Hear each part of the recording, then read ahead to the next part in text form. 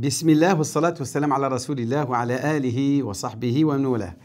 Ahibati fillah, chers frères et chères sœurs, ravi de vous retrouver dans votre émission Qui m'a me suivre, réalisée par la Grande Mosquée de Paris, dans lequel nous découvrons tout un panel de vocabulaire, de terminologie lié à ce glossaire réalisé par la Grande Mosquée de Paris et dans lequel nous découvrons tout un ensemble de vocabulaire et surtout parmi eux beaucoup de noms divins qui commencent bien entendu par la lettre M. M comme Malik. Malik ou Malik. Malik, c'est le roi. Allah subhanahu wa ta'ala est par excellence le roi de sa création. Il s'est installé sur le trône. Ar-Rahman ala al-Arsh istawa. Al-Malik, c'est aussi le maître du jour de la résurrection. Malik yawmiddin. Al-Mu'min. Al-Mu'min est celui qui rassure ses croyants le jour de la résurrection en leur annonçant la nouvelle qu'ils iront au paradis. Al-Muhaymin, c'est le dominant. Par excellence, Dieu domine sa création. Il en est le roi, le maître et le dominant. Al-Mutakabbir, celui qui est digne d'orgueil, celui qui a le droit de s'enorgueillir, contrairement aux créatures qui, eux, doivent faire preuve d'humilité. Al-Musawwir, c'est celui qui donne forme à sa création. Al-Mujib, c'est l'exaucant, c'est celui qui exauce nos prières. Fahu yujibu da'awatina. Al-Mubdi'u, c'est celui qui commence les choses, la création, et donne une existence à celle-ci. Al-Mu'id, c'est celui qui renouvelle la création après l'avoir anéantie le jour du jugement dernier. Al-Majid, c'est tout simplement le glorieux, celui qui est plein de majd. Al-Matin, par excellence, Dieu est robuste, est immuable et incommensurable.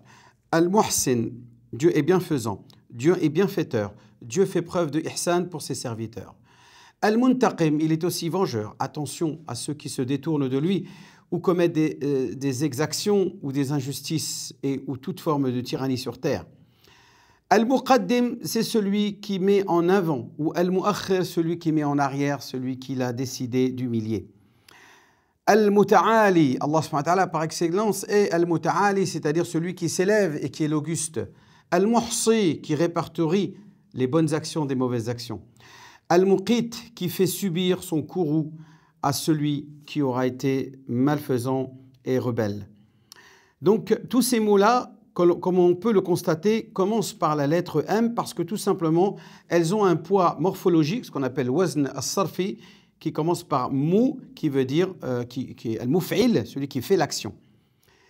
M comme mi'raj. Mi'raj, c'est l'ascension de notre prophète bien-aimé Mohammed sallallahu alayhi wa sallam en l'an 11 après la révélation, l'équivalent de 620 de l'ère chrétienne.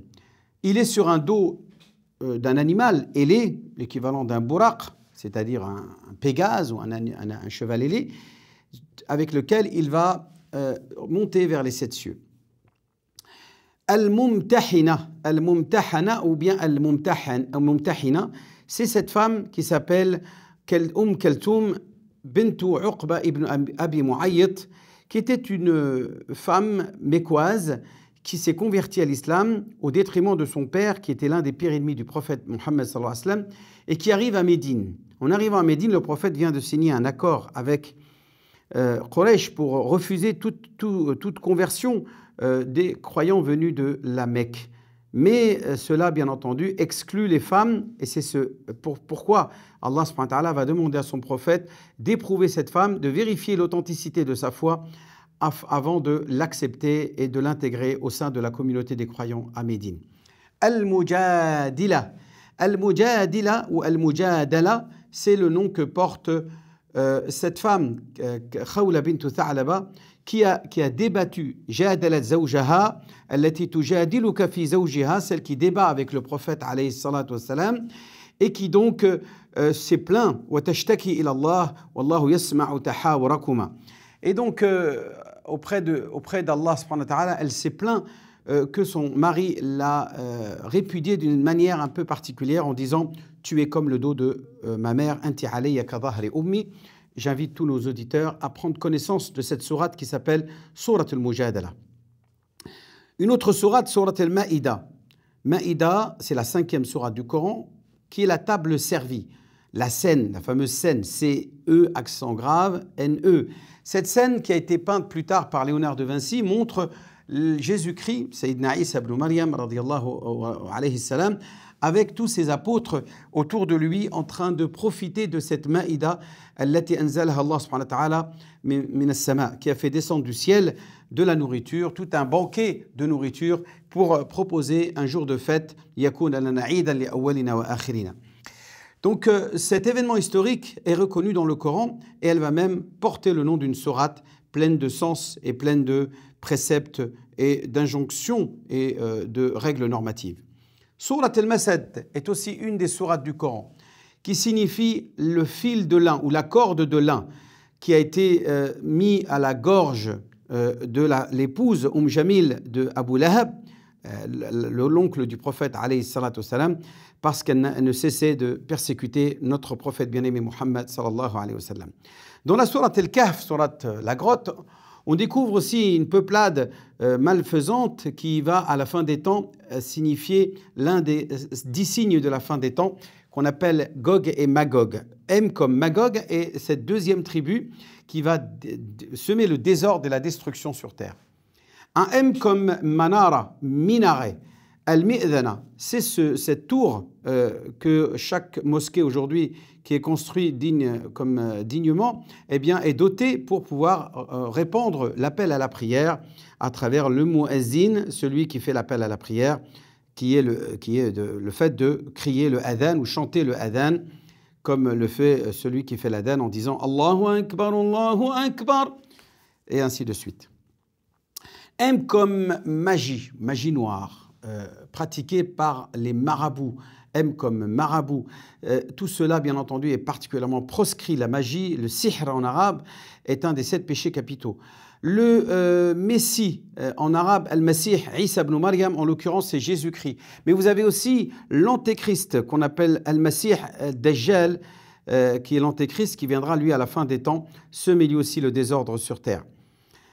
Marwa est le nom d'une montagne, jumelle de la montagne de Safa, sur lequel les croyants qui accomplissent le pèlerinage à la Mecque sont obligés de brandir, de monter pour justement chanter la gloire d'Allah subhanahu wa ta'ala et son unicité. M comme Médine. Médine est la ville dans laquelle le prophète alayhi salatu wassalam a émigré à partir de M comme Mecca, Mecca Ummul Qura, qui est donc la mère des cités dans laquelle le prophète est né. Et Médine est la ville là où il a été enterré, se trouve aujourd'hui au nord, à 420 km au nord de la Mecque. M comme martyr. Martyr, c'est Ash-Shahid, celui qui donne son âme et sa vie et son sang pour défendre les valeurs universelles, les valeurs qui consistent à défendre la veuve et l'orphelin et l'opprimé. Il est le martyr Ash-Shahid que Allah subhanahu wa ta'ala a considéré comme une des meilleures manières de quitter ce monde et de sacrifier sa vie pour plaire à Allah subhanahu wa ta'ala.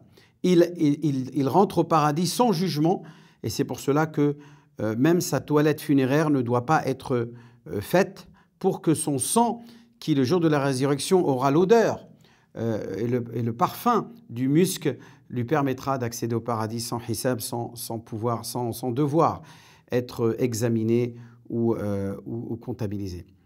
M comme médisance. En arabe, ça se dit al-riba. Le prophète, quand il décrit ce vice, il dit al-ribatu dhikruka akhaka bima yakrah.